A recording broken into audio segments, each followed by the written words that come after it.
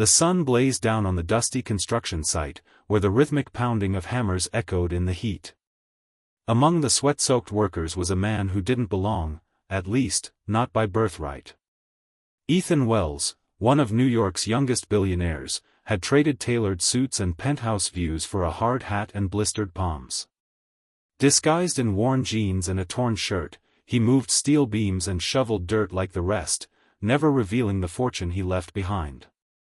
Ethan had grown tired of boardrooms filled with insincere smiles and empty talks of philanthropy.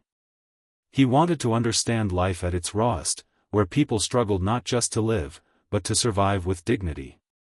Here, no one bowed to him or chased him for investments. To his fellow workers, he was just Ethan, the quiet guy with kind eyes and a back that ached like theirs. Every nail he drove was a step closer to understanding the silent strength of those who built the world from the shadows. At night, in a tiny rented room with no Wi-Fi or staff, he cooked simple meals and replayed the day's labor in his mind. Stripped of wealth, he felt strangely full, of purpose, of truth. No one knew his name, and for once, that felt right. Here, beneath the dirt and sweat, Ethan began to uncover something even greater than success. He was learning what it meant to truly live, not through fortune, but through connection, humility, and honest work. At the edge of the construction site, where the dusty road met the marketplace, stood a small rice stall made of crooked wooden planks and patched canvas. It wasn't fancy, but it was alive, with the smell of steamed rice, the clatter of tin bowls, and the warmth of a girl named Amina. Every day at noon, Ethan found himself drawn there, not just for the food, but for her. Amina had a quiet grace, the kind that didn't ask for attention but held it anyway. Her hands moved quickly, scooping rice into bowls for workers who could barely afford a meal. When a little boy shyly admitted he had no money, she smiled and gave him food anyway. "Eat first," she whispered, "worry later." Ethan watched this, day after day, struck by how effortlessly she gave, even when she had so little. She didn't know who he really was. To her, he was just another laborer, one of the many with worn hands and tired eyes. But she always greeted him with kindness, offering extra rice when she could, and asking about his day like it truly mattered.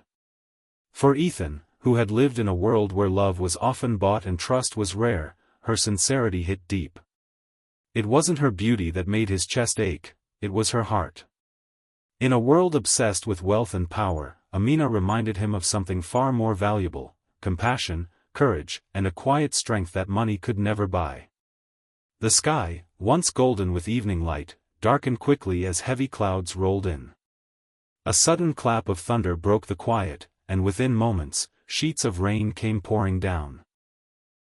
The street turned to mud, and vendors scrambled to save what they could. At her small rice stall, Amina frantically tried to pull a plastic sheet over her sacks, but the wind tore it from her hands. Her rice, her only source of income, was getting soaked. Before she could cry out, Ethan appeared, already drenched from head to toe. Without a word, he grabbed the tarp, anchoring it with bricks, then used his own body to shield the remaining sacks from the rain. Water streamed down his face, his clothes clung to his skin, but his eyes never left hers. Amina looked up, laughing in disbelief as they wrestled the stubborn cover together. "You'll catch a cold," she said through the thunder. "So will you," he replied with a grin. The rain didn't let up, but under that flapping sheet of plastic, something unspoken passed between them.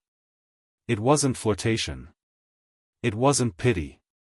It was something deeper, pure, human, and real. In that moment, the weight of Ethan's hidden identity melted away. He wasn't a billionaire pretending anymore. He was a man standing beside someone who mattered.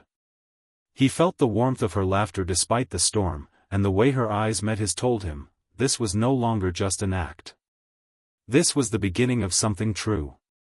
The sterile hum of hospital machines filled the air as Amina sat trembling in a worn plastic chair, clutching her scarf with both hands. Her mother had collapsed earlier that day. The doctors said it was serious, a surgery was needed, immediately. But the cost was more than Amina could ever hope to gather. She had tried everything, called distant cousins, begged neighbors, even considered selling the rice stall. But just when hope was fading, the nurse returned with unexpected news: the bill's been covered. A Mr. Ethan Wells took care of everything. Amina froze. The name echoed in her mind. Mr. Ethan Wells? That couldn't be right. Moments later, she found him outside the waiting room, staring quietly out a rain-specked window. His clothes were still dusty, but his face held a truth he could no longer hide. "You're the Ethan Wells?" she asked, her voice barely a whisper. Ethan turned slowly, guilt flickering in his eyes. "I didn't want you to see that part of me first," he said softly. "I just wanted to be real with you, for once in my life." Amina stared at him, stunned. The man she had shared laughs with in the rain, the one who worked beside her, who showed up when she needed someone most, was a billionaire. But all she could see was the heart that helped a child without asking for thanks, that shielded her rice with his own body, that sat with her now, vulnerable and sincere.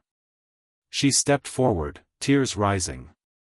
"I don't care who you are," she whispered. "I care why you're here." The first light of dawn spilled across the quiet rice fields, painting the horizon in soft gold and amber. Dew clung to the stalks as birds stirred in the distance. A small group gathered beneath a simple canopy of white cloth tied to wooden poles.